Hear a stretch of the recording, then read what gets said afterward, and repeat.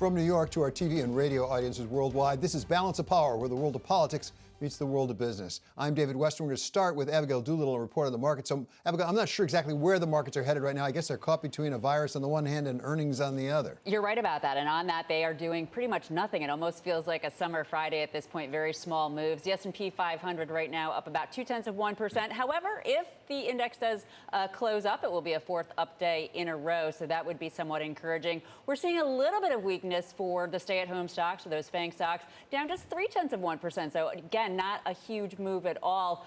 Where we're seeing bigger moves, because of course we have U.S.-China tensions flaring back up a little bit. One of the China stock ETFs here in the U.S., basically Chinese companies that are listed here in the U.S., that index is down 2.1%. That's really the only area where we're seeing those tensions. It's amazing to see markets look past these developments. If it had been a year ago, I wouldn't be surprised if we were seeing, 1% down moves. That's simply not the case. Futures lower earlier, but recovery. Silver, David, once again higher, so stocks might not be doing much, but some of that FOMO, that frothy money, seems to be going into the precious metals. Silver up a fourth day in a row, up 5%. Not surprisingly, the dollar down for a fourth day, David, is helping. It's going to be interesting to see whether or not that dollar index can hold on to support. But sort of a sleepy summer day, waiting for more earnings. Of course, Tesla will be reporting after the bell, David. Except for silver. Abigail's really focused on the silver question. Okay, thank you so much to Abigail Doolittle for that report on the markets. We have a breaking headline right now on the Bloomberg. The Trump administration and some GOP Republican senators now reportedly are weighing an interim unemployment deal that might actually extend those unemployment benefits, even if they can't get the rest of the stimulus deal done, might separate it into two pieces. We're going to be talking with the Republican senator from Ohio, Rob Portman, a little later in the program. We'll ask him about that. In the meantime, one of the biggest questions facing the country right now is how and whether and when to open our school system. And we want to talk now to the leader of one of the largest school systems in the country, that is Alberto Carvalho. He is superintendent of the Miami-Dade school system, which is the fourth largest in the country. So, Mr. Superintendent, thank you so much for joining us. Let's start with the most basic question. As you go into the fall, what will you be using as your principal criterion to decide whether it's safe to bring the kids back into the classroom? Well, thank you for the opportunity, number one. Look, we're following a combination of CDC guidelines in addition to Florida Department of Health recommendations, but most importantly, the information that is generated here locally by the local health department.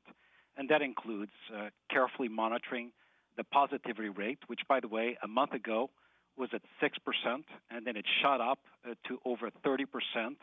It is today at 19.2%. Secondly, the capacity, the availability of ICU beds in hospitals, which is at a critical stage right now at 132% utilization. A faster, more effective way of getting people tested, a faster and better way of getting return results on those tests to ensure that contact tracing is in fact effective. So those elements were recommended to us strongly by a panel of medical advisors, local experts, as well as national experts, as reflecting the minimum criteria that we should use as far as gating decisions as we move forward.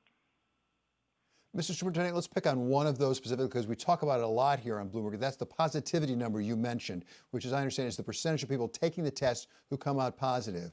A lot of experts say if you're over 10, you're in trouble. You just said you're at 19 where you are. If you are close to 19 come the fall, can you put kids back in the classroom? It certainly would be difficult if we were to look at singularly at that criteria.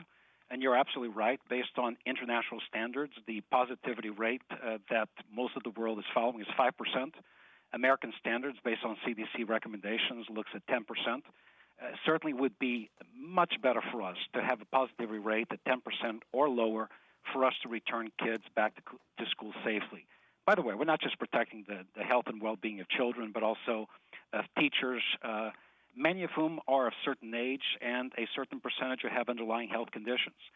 But it is really looking at the entirety of the criteria and data. If there are 6 of the 8 elements that have been identified who are all trending in the right direction, then we may make a decision that would bring kids back to school. But certainly positivity is one of the critical elements because it is the strongest gauge as to the momentum that community spreading has in the community at that time. Yeah, Mr. Superintendent, I think you have a very difficult job, as other school leaders around the country do.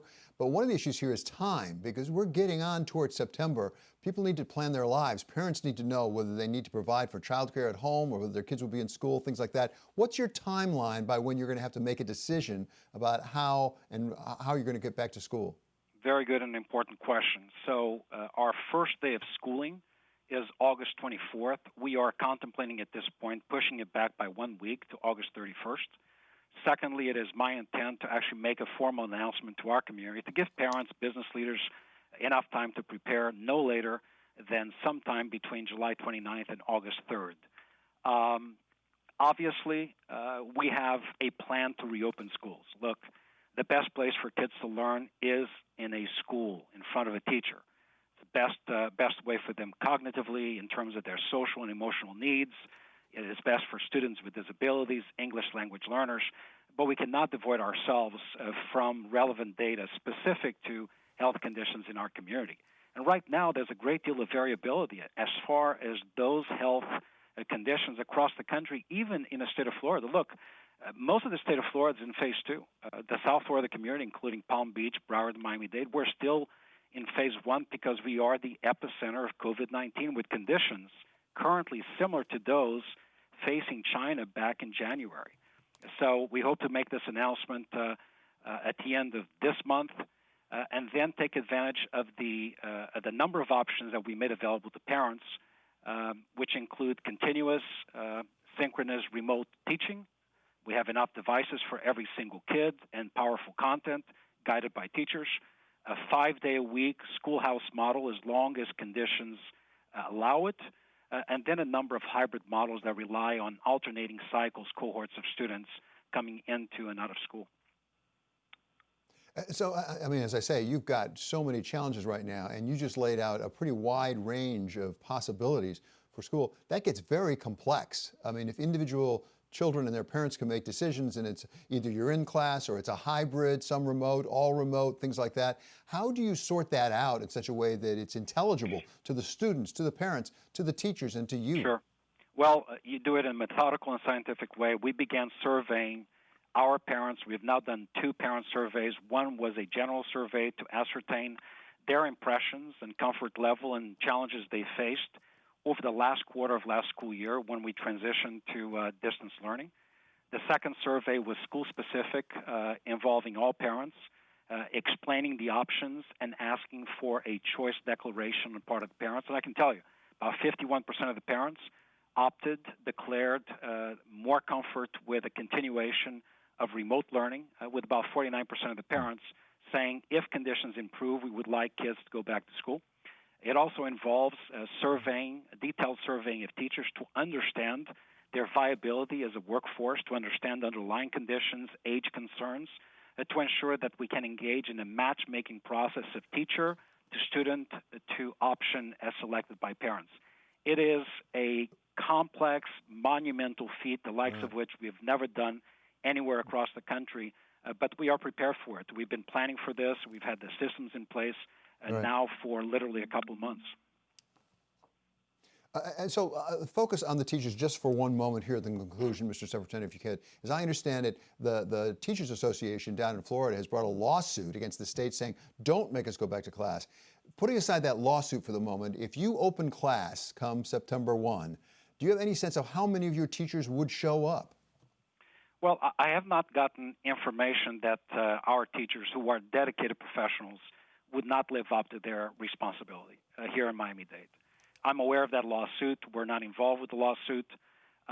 But the reason why I have confidence in our workforce is because we began conversations with our teachers, as well as other employee groups in our school system, bus drivers, custodians, cafeteria workers, principals, to understand the viability and the obstacles that some elements of our workforce face.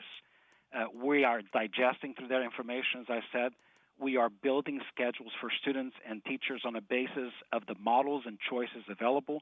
And as I say that, all of that is contingent upon improved health conditions. Let us not forget that Miami-Dade is still, alongside Broward, Palm Beach, and Monroe County, the Keys, we're still under phase one based on local health conditions as the rest of the state has transitioned to phase two.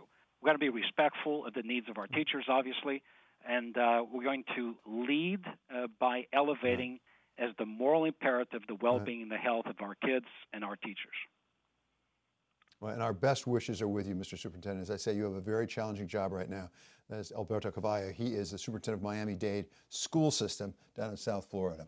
Coming up here, we're going to get to talk with a senator from Ohio, Rob Portman, Republican, about the efforts to try to get together on a stimulus bill. That's coming up next on Balance of Power on Bloomberg Television and on radio.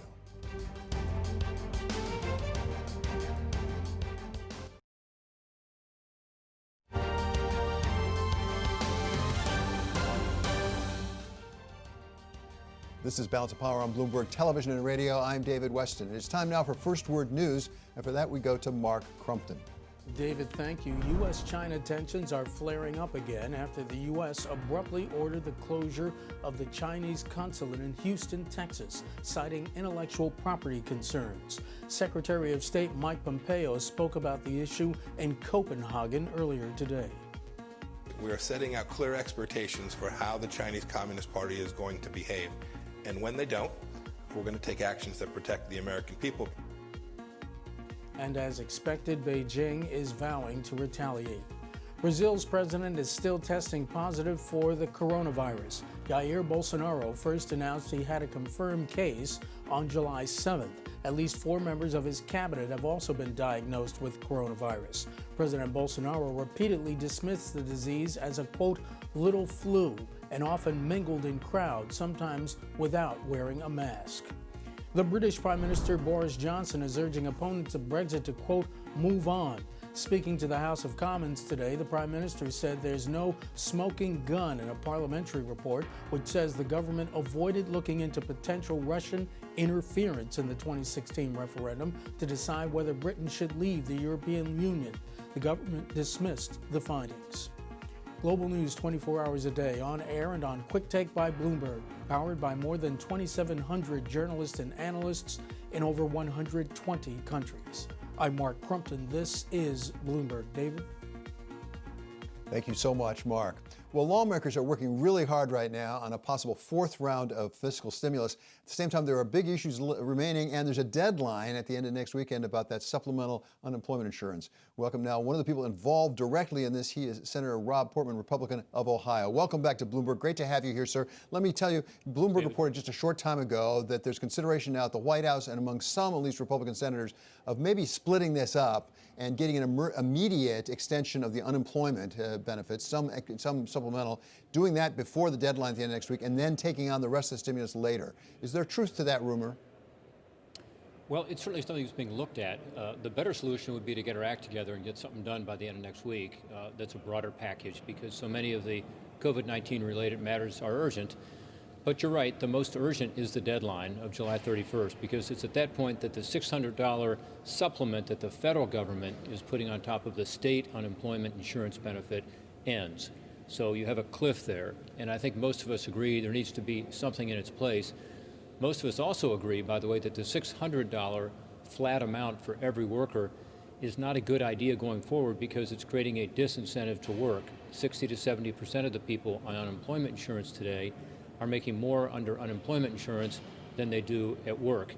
And you don't want to create that disincentive. So there are ways to do this where you're protecting people, making sure that folks who have lost their job through no fault of their own have the support they need, but not creating this disincentive to work at a time when our economy, we hope, is beginning to reopen safely. Is there a number between 0 and 600 that you think sort of makes sense, rough justice? David, I do. I think there's a number in there that makes sense, but more importantly would be to customize this for the individual. You know, in your state and mine, every state, the state comes up with a percentage of your salary, whatever your wages have been, and provides that in terms of the base benefit up to a certain cap. Well, that's not what the $600 is. It's a flat amount to everybody. So connecting it to the state benefit makes more sense. For instance, a percentage of the state benefit. Most states are between 40% and 65% of your earnings. Well, the federal government could go with that, piggyback on that, to be sure that it's customized to the individual. That would take away this current situation where you have many people, most people on unemployment insurance making more not working than they can make working. Is it too complicated for the states to work that out in time so that the money keeps flowing to people so they can keep spending it? Well, we've talked to the states a lot about that over the past several months. In fact, the reason the $600 was put in place was because the states were not capable at that time of coming up with a more customized system. Now they tell us they are capable of doing it. Some states can do it in a week. Some it might take up to 2 months. So probably the best solution is to have an interim for a couple of months, not 600, but a lower number, but a number that's appropriate, and then going to this more customized system where everyone should agree that people are able to get unemployment insurance that's a percentage of their salary, but not more than what their salary or their wages are. So I think there's a way to work this out and a way to work it out in a bipartisan basis. I would think we should do it between now and the year end, and then we can adjust accordingly after year end and see where we are. So if there's some agreement that we're going to come up with something on the unemployment insurance, what are the other two big issues? And those would be direct payments, because we had the $1,200. There's thought that there needs to be another direct payment, and also state and local assistance. Is there broad agreement something needs to be done, putting aside from there how much? I think there's broad agreement on much more flexibility with regard to state and local. That's the number one issue that I hear back home is that, yes, we have this funding from the federal government, but we don't know if we can use it to close our revenue gap because in so many cases revenues are down. So it may not be that they need money for a COVID-19 specific expense, which is what the legislation currently says under the CARES Act, but they want to have the flexibility to be able to close that gap. In terms of additional funding, I think it may be necessary. In some cases, not. There's some states that actually have a surplus. We were told yesterday about South Dakota as an example from one of our members from that state, where they have gotten more than what they think they need for their own budget purposes. But many states are hurting. So I think this needs to be one that's targeted. And I think in many cases, and Ohio is one, our municipalities need some help. And maybe it's more appropriate to send that money directly to those municipalities that are less than 500,000 people, so they didn't get any funding in the first one, but they do have a large gap. So I think there's a way to do this that provides more flexibility that everybody seems to agree on, and then target it in terms of more funding. And then finally, you ask about how we're going to get through this broader discussion when there's so many differences between us. I think we've got to all kind of take a deep breath and say, this is not going to be a political exercise. This is a crisis. We need to respond to it. We can't play politics as usual here. And if we do that, I think we can get something done, even by the end of next week, if we put our minds to it. If not, let's do the unemployment insurance piece, and then let's come back and do the rest. Senator Portman, let's turn from domestic issues to international issues. We woke up this morning, many of us, to learn that the United States has told China that it has to close its consulate in Houston by the end of the week. This comes on the heels of the accusation about a couple of Chinese hackers, apparently, who were stealing intellectual property, including related to COVID-19. Could you give us a sense of U.S. policy toward China? Is there a comprehensive approach here? Because it feels like we're getting into a tit-for-tat with China. Yeah, we absolutely need a comprehensive approach. And today we reported out of committee our legislation, which is called Protecting American Innovation. And it's a comprehensive approach to this issue of China coming over here, systematically targeting promising research and promising researchers, and then taking that research back to China. Those researchers increasingly are being exposed. The Department of Justice, the FBI, has arrested a number of them since we issued a report late last year about this happening around our country. And our legislation is bipartisan, it's level-headed, it's based on the facts, but it does, send a clear signal to China that if you continue to do this, there will be consequences. I think, David, that the number one priority we should have right now as Americans is making sure that our own house is in order. In other words, we keep pointing the finger at China, but really we've been naive in terms of how we've protected ourselves. And so we need to do more in terms of being sure that to the extent the federal government is providing research dollars, that those research projects don't end up in China rather than in the United States. And it's easy to do that, in my view, by tightening up things here at home. So that's what our legislation does. It would help on all these fronts. I don't know what the underlying cause was of the closure of the consulate in Houston, but I suspect it was related to this, either the hackers or the fact that out of that consulate there was activity being done to take intellectual property and essentially leapfrog the United States. It's been going on for 20 years, David. It's through these so-called talent programs where they target researchers, but it's through other means as well, including some of the cyber attacks you talked about. Yeah, everyone seems to agree. It has been going on for a long time. Thank you so much, Senator. It's always a treat to have you with us. That's Senator Rob Portman, Republican of Ohio. Coming up later in the program, we're going to get to talk with the Secretary of Labor. He is Eugene Scalia. This is Balance of Power on Bloomberg Television and on radio.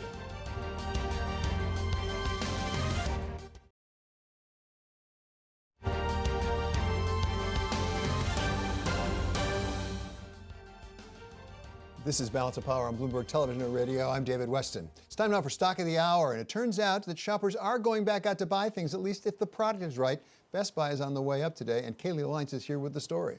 Yeah, David, Best Buy is trading at an all-time high, delivering a pretty positive update after the bell yesterday, saying that quarter-to-date sales are actually up 2.5% year-on-year. Things have really picked up in recent weeks. From June 14th, when the company began reopening stores for shopping, through July 18th, sales growth was actually 15% compared with last year. That signals a nice rebound from the fiscal first quarter, in which the company saw revenue fall by more than 6%. So clearly investors like that trend today. Analysts also pretty happy, noting the strength of demand for these kind of products. One analyst over at Telsey saying this points to consumers allocating a higher percentage of their spending to electronics, and that Best Buy is really well positioned in that space. At Telsey and a number of shops on the street raising their price targets today. Analysts playing a little bit of catch up here, because the average price target on the stock right now is around $92.60, and it's trading above $97 a share at this point, David.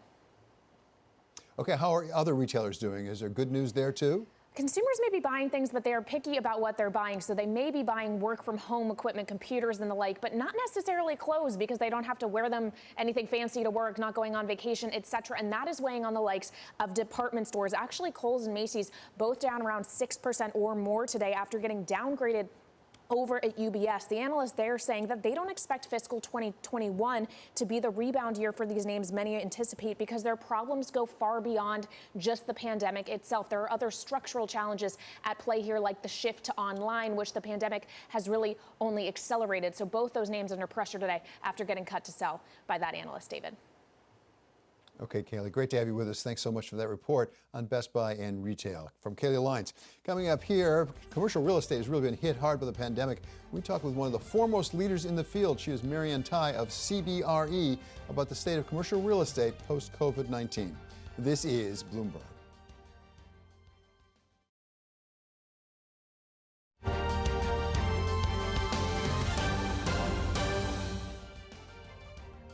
This is Balance of Power on Bloomberg Television and Radio. I'm David Weston. The pandemic has changed the way pretty much all of us work and the way we shop, which could have some profound effects on commercial real estate. We welcome now one of the true leaders in that field. She is Marianne Tai. She is the New York Tri-State Region CEO for CBRE. So Marianne, such a delight to have you here. Let me start with where we are in New York City in the metropolitan area right now. Do we have a sense of how many people have gone back to work in their offices, as I ask you from my home? Yes, I can tell you that we we manage over 30 million square feet in the tri-state area, and we can track, because people have to swipe in every morning, we track what we call unique swipes. So we have pretty precise numbers. I can tell you that only on one day since the pandemic began did we break 10% in New York City. This morning, for example, we were at 7% downtown and at 6% in Midtown.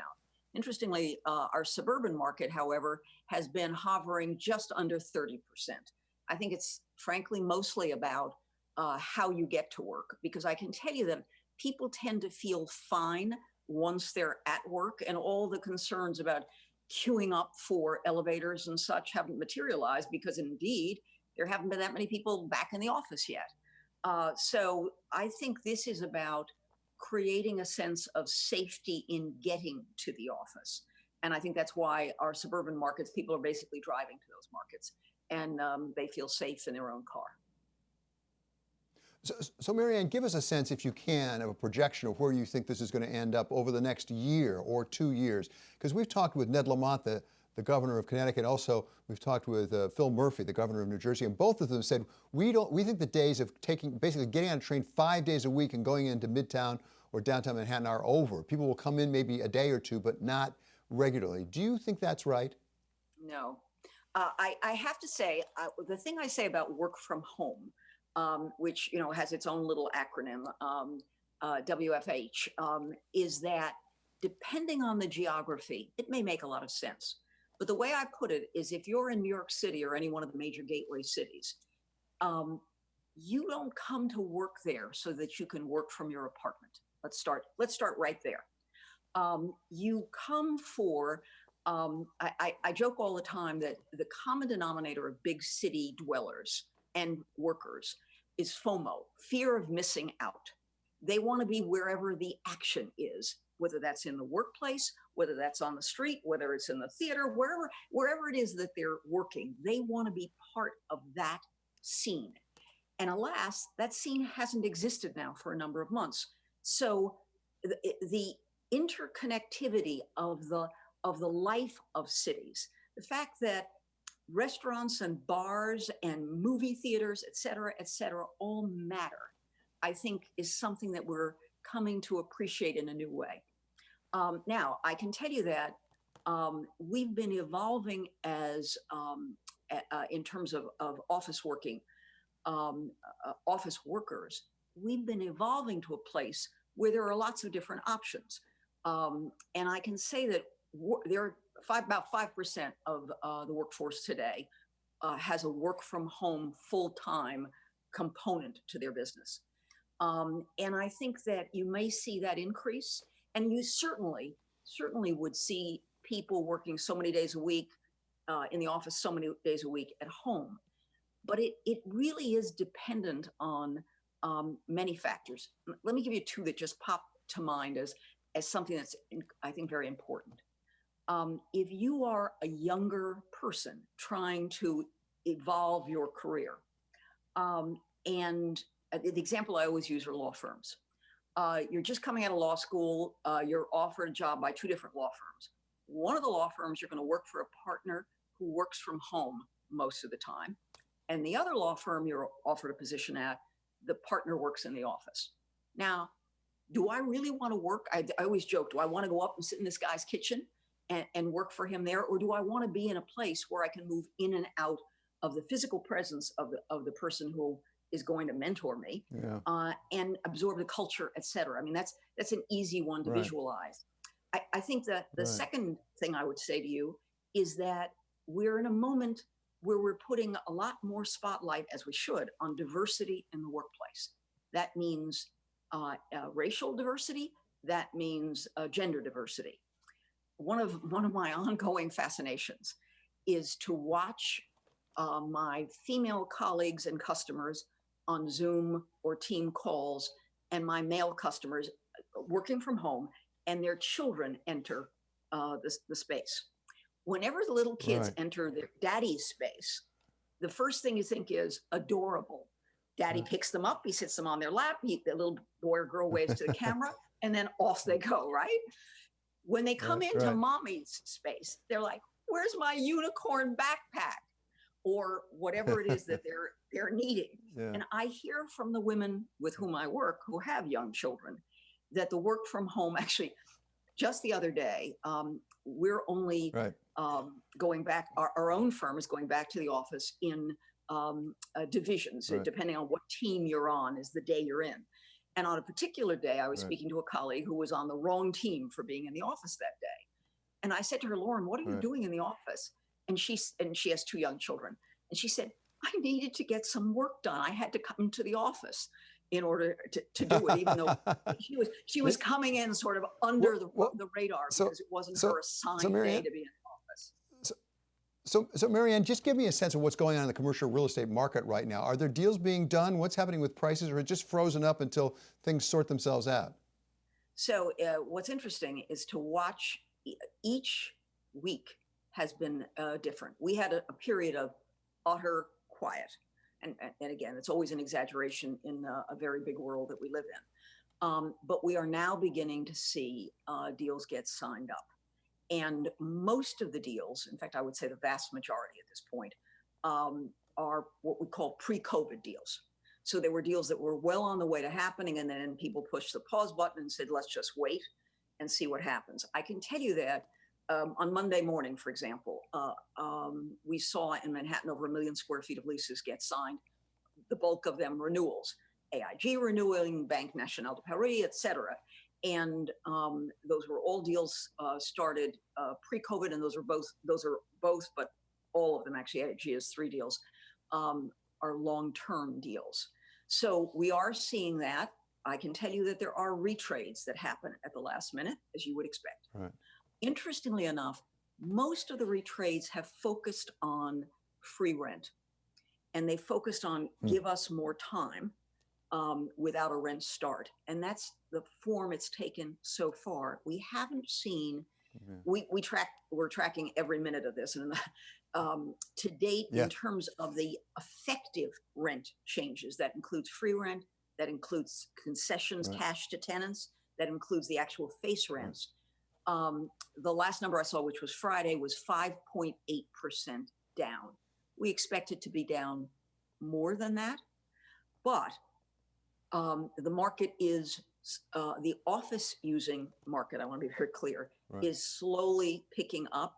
I should tell you, if you said to me, what is the preponderance of deals? And to me, this is extremely interesting.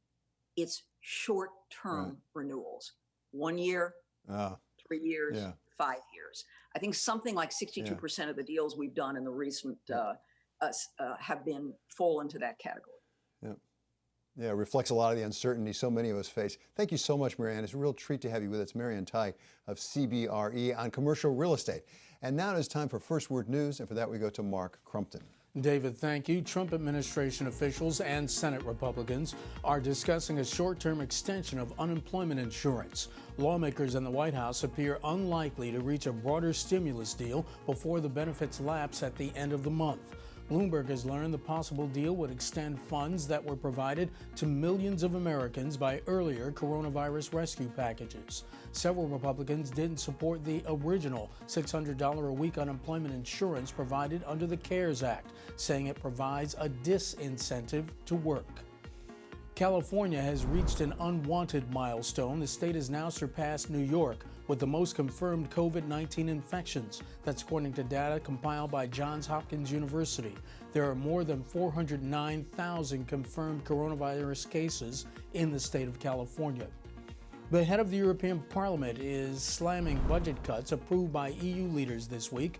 The 7-year, $1 trillion plan includes an $868 billion economic recovery package aimed at helping EU nations bounce back from the coronavirus pandemic. EU Parliament President David Sassoli welcomed the agreement but criticized cuts to funding for research and innovation, as well as migration and asylum policies. It is one of the biggest blows to diplomatic ties between the United States and China in decades. Beijing is vowing retaliation after the United States ordered its consulate in Houston, Texas, closed. The U.S. says it's a matter of protecting American intellectual property and Americans' private information. The first sign of trouble came when Houston firefighters arrived at the consulate.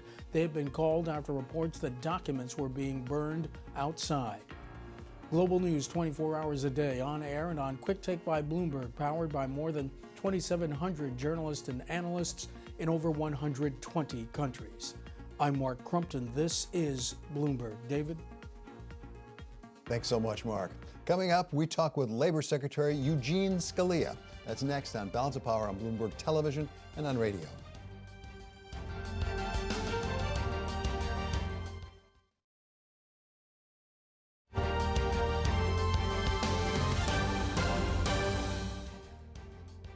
This is Balance of Power on Bloomberg Television and Radio. I'm David Weston. Well, lawmakers are working really hard on a possible fourth round of stimulus, particularly up against that deadline of supplemental unemployment insurance that comes due at the end of next week. Earlier, Bloomberg reported that maybe those two things would get separated out and they do the extension of the unemployment benefits before they did the rest. Senator Rob Portman of Ohio earlier in this program said that was a possibility, although he'd prefer to do the whole thing at once. We welcome now somebody who is in the know, in the center of the negotiations. He is the Labor Secretary, Eugene Scalia. So, Mr. Secretary, thank you so much for joining us. What about this possibility of breaking it up, getting the unemployment done, and then moving back to the rest of the stimulus? David, good to join you. And, right, the $600 a week plus up to unemployment insurance that was provided by the CARES Act, that does expire next week. And certainly negotiations are ongoing. As you know, there were meetings at the White House yesterday. The president's very focused on it. And I think the aim is to get this done before Congress goes out in the next week or two. I think it makes sense to work toward that. But obviously, the administration is focused on a couple things. The $600 a week benefit was a substantial benefit, and a substantial benefit was a good thing to do as we were shutting our economy down in March. But it was also good to put a sunset on that. So I think that that figure will not continue. But secondly, we are interested in continuing to provide support for people who are on unemployment, while also, and even more importantly, bringing people back to work.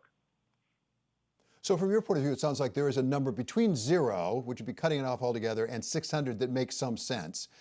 Do you have a number in mind, or would you index it the way Senator Portman would? Well, yeah, I know Senator Portman was on earlier, and, it's interesting. Worker advocacy groups say that the unemployment benefits ought to be around 60% of what your prior wages were. You don't want to obviously have unemployment at 100% of prior wage because at the margins that discourages return to work if you get paid the same, not being at work. And we know that the $600 a week benefit actually is more than prior wages for nearly 70% of the recipients. When you do the math, what it comes out to is an annualized income of between $50,000 to $55,000 a year. Actually, in Massachusetts, on unemployment right now, it annualizes that people are getting $75,000 a year, and that's too high, particularly going forward now that the economy is open.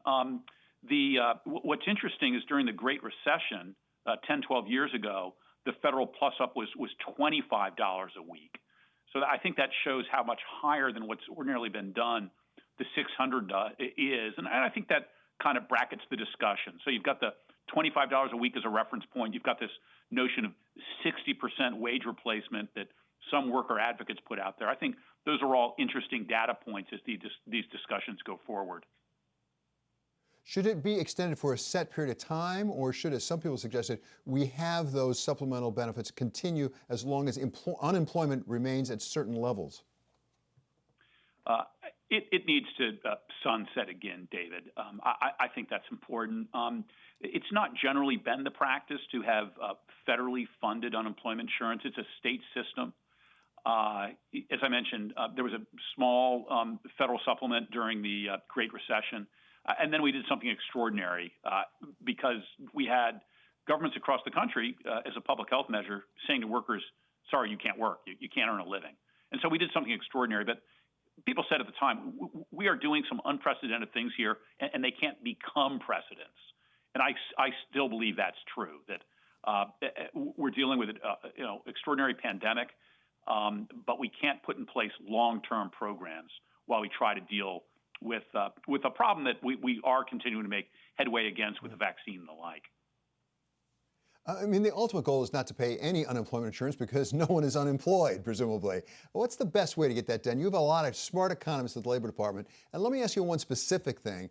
Would it help get employment back if, in fact, OSHA had some of these emergency temporary standards enacted, which I know you've resisted? The Labor Department has resisted that. But wouldn't that encourage some workers to go back to work?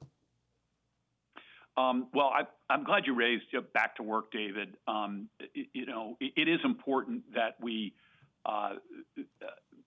take stock of the people who are on unemployment, and we know people are there, and we need assistance for them. But the best thing is to enable people to get back to work. That's what's so extraordinary about the economy that we had until the virus. We had unemployment at a 50-year low. That was causing wages to rise. It was just a really great dynamic for workers, and that's the goal, right? I mean, that's really the goal. And we have made really good headway adding 7.5 million jobs back in May and June, which was a lot better than people were projecting. We have not thought that an OSHA rule was necessary. We do have enforcement tools at our disposal. We have brought several cases now against companies that are not taking measures. But what we've done is provided guidance on safety to workers and employers through guidance that's detailed, it's flexible, it's industry specific. We think it enables us actually to do more, to let people know what to do to stay safe in the workplace, even as we also do have enforcement tools if we need them. So I think we have the right balance there to get people back to work safely, and we're seeing people come back to work safely across the country. So finally, just to wrap it all up, what does the Labor Department say? What do your economists tell you about the one thing as we look at this stimulus package that would do the best at getting the economy going again and getting people back to work? Well, we are interested in a payroll tax cut or some kind of a deferral, which has been mentioned by the president.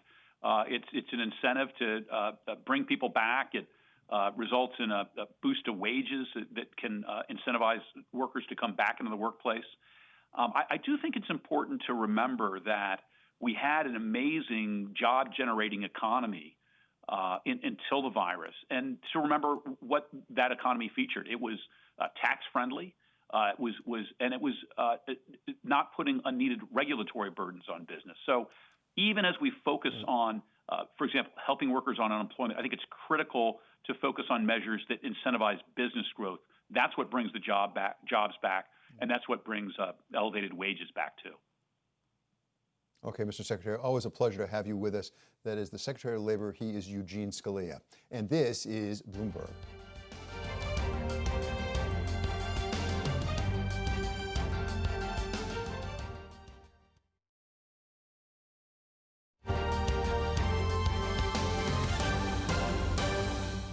We are setting out clear expectations for how the Chinese Communist Party is going to behave. And when they don't, we're going to take actions that protect the American people. That was Secretary of State Michael Pompeo talking earlier today over in Copenhagen, Denmark. This was in response, actually, after the United States closed the Chinese consulate down in Houston. We turn now to Bill Ferries. He heads up our national security coverage for Bloomberg. So, Bill, this was quite a dramatic announcement that most of us woke up to this morning. What happened here? Well, you know, there's been a drumbeat of tensions back and forth between the U.S. and China. The U.S. says that this is in response to ongoing intellectual property theft by China that Secretary Pompeo said has cost the U.S. hundreds of thousands of jobs. What we don't know is if there was, for instance, a specific intelligence operation going on that the U.S. was trying to shut down. We do know that in the last year there have been 2 Chinese citizens in Houston who have been indicted and convicted for trying to steal trade secrets from the energy industry. So we don't know if that specifically is related, but it is something that's obviously been on the U.S. radar for a little while now. So in the terms of diplomacy, this is a pretty serious step for one country to kick a consulate out altogether. It happened a few years ago, as I recall, with Russia as well. What's likely to be the Chinese response? Well, typically it's a straight kind of tit-for-tat thing where the Chinese would look at U.S. consulates in China and close one of them with the same 72 hours notice. It'll be very interesting if they do something that's a little bit less than that, because that would signal an attempt at de-escalation. But the U.S. has, I think, 5 consulates in China, and I would expect everyone who's based there is a bit on edge now about whether they'll have to be going home this week. So, Bill, what's the end game here as far as you can figure? I mean, do we think that the Chinese are going to change their conduct on intellectual property because we closed a consulate in Houston?